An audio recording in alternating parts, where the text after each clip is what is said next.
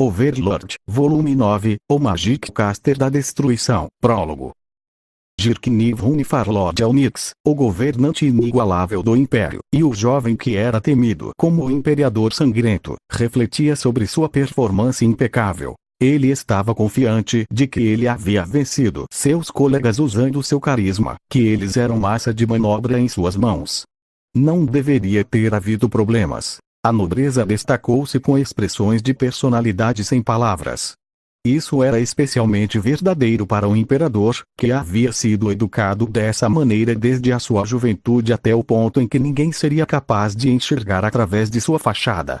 Para seus convidados, ele deveria ter parecido ser um jovem doce e gentil. Era muito importante entender os oponentes. Seria difícil coletar informações de alguém se a suspeita estivesse estampada em seu rosto. No entanto, pode-se usar a confiança e a boa vontade como cordas para manipulá-los, lentamente descascando as camadas da cautela que eles usavam, até que fossem expostos diante de si mesmos. É claro que tais enganos estariam escondidos por trás de um sorriso cavalheiresco que dizia: "Damos calorosas boas-vindas a vocês." E os oponentes do cavalheirismo de Jirkniv eram um par de elfos negros, que haviam invadido a cidade imperial nas costas de um dragão. Esta foi a primeira vez que ele conheceu indivíduos cujas aparências desmentiam seu incrível poder.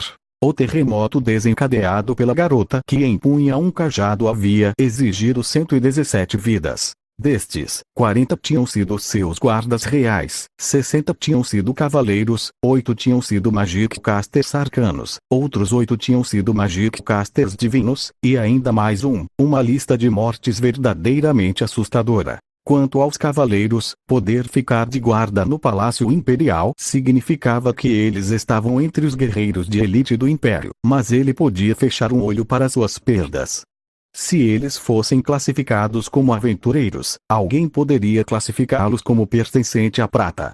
Devido aos extensos sistemas implementados para a educação e formação de novos cavaleiros, estes números poderão ser facilmente reabastecidos no futuro. Em seguida estavam os guardas reais, as elites entre as elites. Era lamentável que metade do seu número, cada um equivalente a um aventureiro classificado como ouro, tivesse sido morto imediatamente. Eles estavam equipados com armas e armaduras forjadas e encantadas pelos muitos Magic Casters do Império, uma fortuna que valia mais do que seu peso em ouro. E então, houve a perda mais dolorosa. O último homem, um dos mais fortes cavaleiros do Império, o intangível Nazamienek. Embora ele alegasse que estava apenas imitando um estilo de luta que ele havia visto antes, sua técnica de 2 escudos que enfatizava a defesa era o suficiente para ganhar o título de cavaleiro mais durão, isso mesmo entre os 4 cavaleiros que eram os cavaleiros mais fortes do Império. Jirkniv sacudiu a cabeça enquanto refletia sobre o mistério. Pelo que pude reunir até agora, deve ser uma demonstração de força. Ele envia embaixadores facilmente subestimados e, em seguida, tenta me intimidar com esmagador poder destrutivo. O grande contraste entre a primeira e a segunda impressões tem como objetivo maximizar o impacto psicológico, mas se esse fosse o caso, se aproximar nas costas de um dragão diminuiria esse efeito. A presença formidável do dragão anularia sua aparência benigna, ou será que esses dois são os únicos adequados como emissários? Ou há outro, maldito? Não consigo ler suas intenções. Eu não sei o suficiente. Ele tinha várias teorias, mas elas desapareceram como lágrimas na chuva. Minha primeira prioridade deveria ser aprender mais sobre a oposição. Sem essa base para trabalhar, nada pode ser feito. Então, devo verificar os limites além dos quais eles iriam se irritar. Seria um tolo quem permitisse que as negociações se quebrassem por ofender a outra parte. Primeiro, Jirkniv teve que aprender. Eles tinham vindo a este lugar. Os 2 elfos negros tinha dito o imperador desta nação mandou um bando de capangas rudes para a grande tumba de Nazarick, e então eles instantaneamente mataram mais de 100 pessoas no meio do pátio. Mas eles tinham provas disso, ou era apenas uma suposição? Jirkniv tinha que descobrir pelo menos isso. Depois de considerar o que disseram, os capangas rudes em questão seria certamente os trabalhadores. Se fosse esse o caso, aquele que lhes dava ordens seria definitivamente Jirkniv.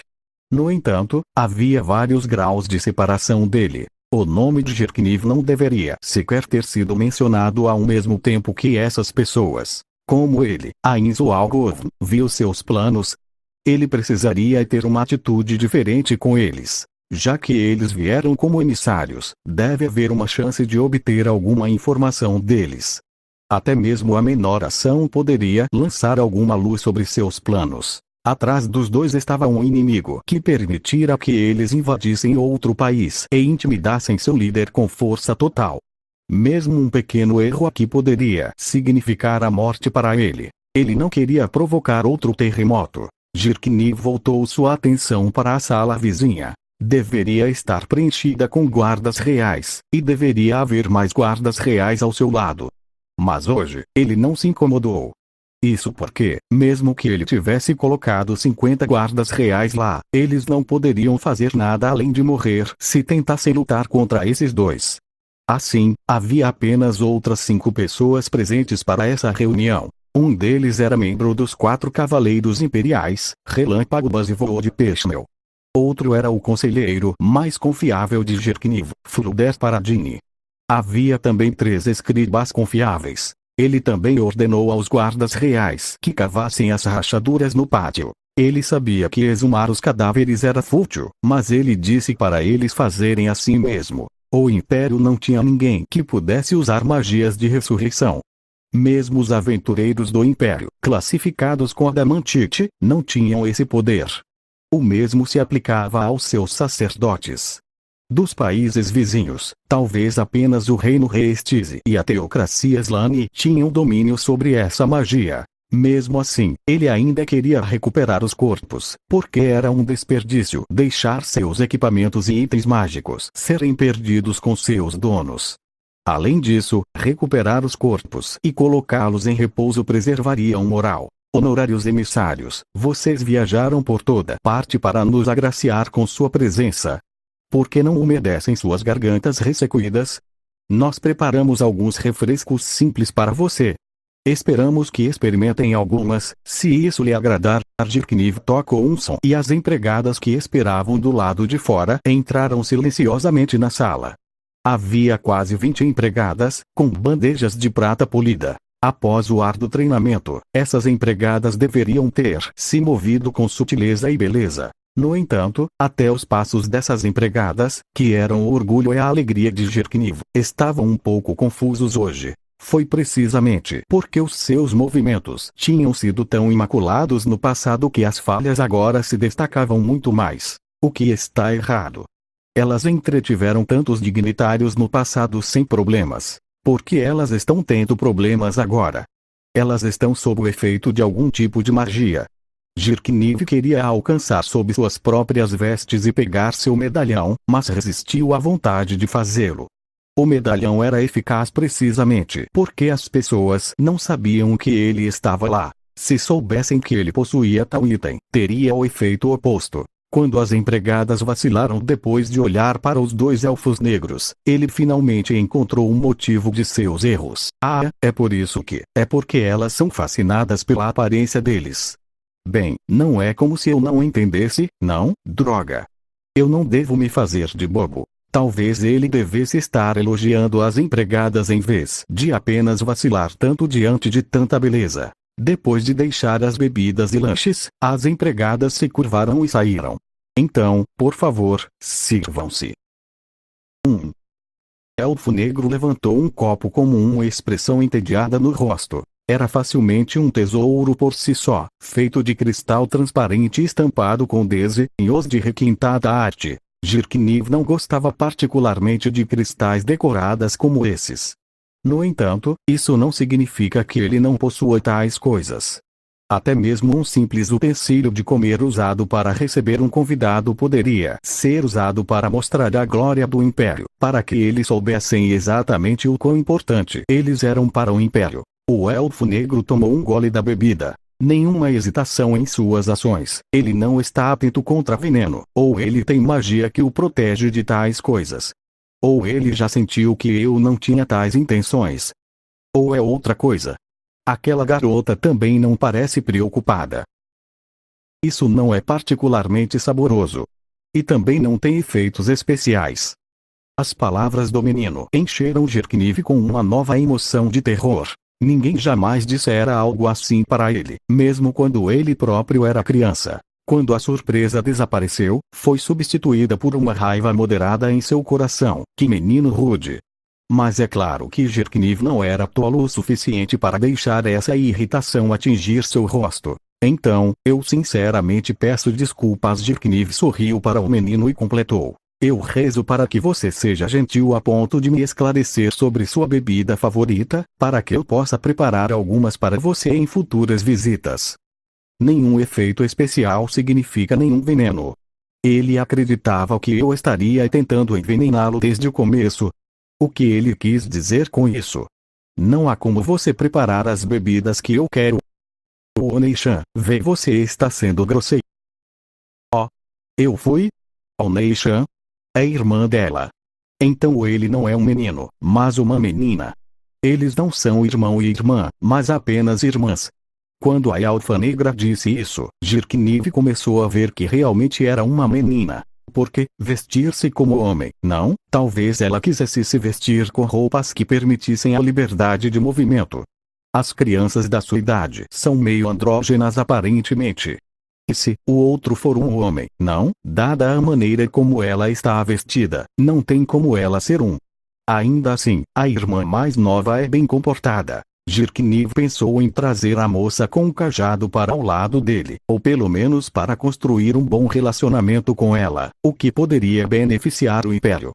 No entanto, ele não tinha informações sobre eles e, portanto, ele não conseguia propor nada de bom. Para começar, ele não podia esquecer como essa garota bem comportada havia massacrado muitos de seus homens.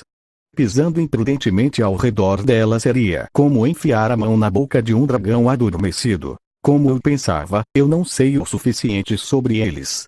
Eu preciso descobrir mais o mais rápido possível. Então, honrosos emissários, permitam-me apresentar-me mais uma vez. Eu sou o imperador do Império Barut Jerkniv Hunifar Lord Onyx. Estou certamente ciente do nome nobre de Fiora Dono, mas posso perguntar sobre o seu? Ah, eu sou Maré Belo Fiore. Meus mais profundos agradecimentos, Fiore Dono. Então, com referência ao que Fiora Dono disse, especificamente a Insama está muito infeliz. Então, se você não se desculpar, desintegraremos este país. Eu assumo que eu, como o presumível infrator em questão, farei meu caminho para Nazarick. Isso não é óbvio? Era uma resposta concisa, mas era gelada com um punhal de gelo. A elfa negra chamada Aura não tinha calor em seus olhos desde o começo. Ela olhava para as pessoas como se estivesse olhando insetos. Então, uma pergunta. De fato, eles tinham acertado o mandante, mas a questão ainda era quanto ele deveria admitir, bem como a maneira pela qual eles tinham chegado a saber sobre o seu envolvimento. Em circunstâncias normais, ele iria confundi-los com Tagarelis e, em seguida, enviá-los de volta antes de aprender mais sobre eles, mas ele não sabia se eles acreditariam nisso. No final, ele ainda precisava sentir seus limites, caso contrário, a situação seria terrível para ele e para o Império. Então, estou certo em dizer que o Ainzo Algov Dono ordenou pessoalmente que vocês dois viessem aqui. Sim, foi ele, mas e daí? Nada, eu estava apenas me certificando. Jerkniv afundou-se no pensamento. Quem ou o que era Ainzo Algov? Um elfo negro, uma tumba, um dragão, nenhuma das anteriores. Tinha que haver algum fator comum que ligasse tudo. Seria ele um elfo negro que morou na grande floresta de Tob e se mudou para uma tumba nas planícies. Então o dragão seria o monstro de estimação do chefe tribal dos elfos negros, Ainzo Algov. Jerkniv dispersou suas teorias selvagens. Eu deveria deixar as histórias para os bardos. O meu trabalho é coletar informações e aprender a verdade. O que ele sabia agora era que o outro lado tinha uma maneira de obter informações dentro do Império. Então ele tinha uma teia de espiões de longo alcance, ou... Ainzo Algov é uma pessoa que analisa cuidadosamente as informações. Então devo confirmar isso, ele ordenou que vocês viessem em um dragão. Sim, a Insama nos disse para fazer isso, entendo, então foi isso. O que pensa que está fazendo? Você virá pedir desculpas, ou não pretende fazer isso? Se você não vem, diga de uma vez, assim dizemos ao Ain-sama. Quando retornarmos destruiremos seu país. É simples assim. Havia um ditado que dizia: não se pode ganhar os ovos de um dragão sem entrar no covil de um dragão. Isso significava que não se poderia obter grandes ganhos sem correr grandes riscos. Jirkniv ouvira isso antes, e então se preparou para dar o próximo passo. Naturalmente, desejo expiar meus erros diante dele. Embora eu não tenha nenhuma lembrança de mandar alguém para um lugar chamado Nazarick, é inteiramente possível que um de meus subordinados tenha agido precipitadamente e independentemente de minhas ordens.